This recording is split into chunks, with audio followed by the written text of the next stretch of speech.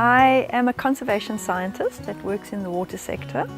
I grew up in Polokwane in Limpopo and also a little bit in Benoni. Did my schooling here, studied at UCT, studied zoology and conservation biology, and met my husband there. And we both love nature, and we're very fortunate because we both love hiking as well. I have two children which we drag all over the mountains. They're in their teens. Terrestrial landscapes and lots of protected area management at first when conservation biology first started. But I got drawn into water quite late on, but it had such an amazing appeal because it's such a utility item that most people use, and it embodies this people and nature, and it's a very important ecological feature for people. There have been a lot of people along the way. I guess the thing that inspires me the most is nature. That's why I got into conservation biology in the first place. I had a great opportunity to go down to Marion Island, which is a very remote Southern Ocean island that South Africa owns. And it just really was beautiful to experience such a wild place firsthand. But then over and above that, I had a professor at UCT, Roy Siegfried, who encouraged me to do the Conservation Biology Masters, and I guess that changed the direction and course of my career. And yeah, I've got a lot of gratitude for him funding my MSc and getting me onto that road. Well, as I said, water is something that we all need to live, and it's the very basis of all our food.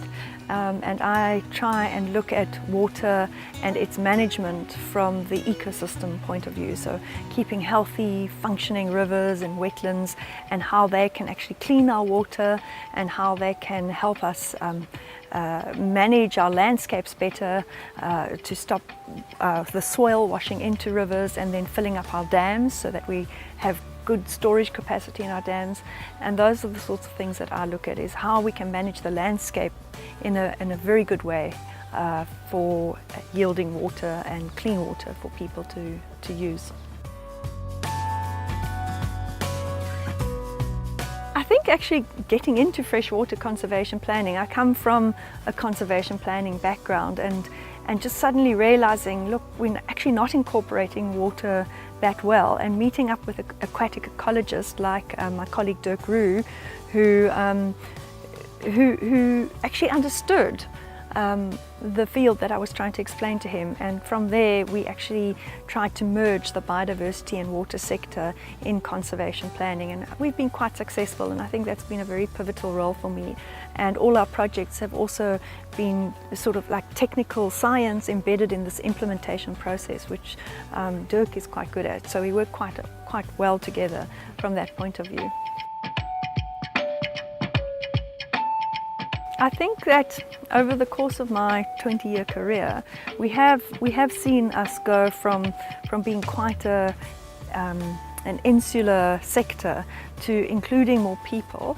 I can see actually in my work that we've come a long way in packaging our science and trying to get it user-friendly for an implementation environment. And what I've seen is that often, although we've got a bit of progress to make there, the biggest constraint is lying in our receiving, implementing environment, which just lacks the understanding and the skills at the moment to actually effect action on the ground. And I think that training on the job, learning by doing, is a way in which we can really help encourage things to happen, and I think it's a really important component of getting our biodiversity conservation going. And I think GreenMatter can really support that postgraduate level training and then on-the-job training. Maybe having some time to do local action community work a little bit more than I have been doing.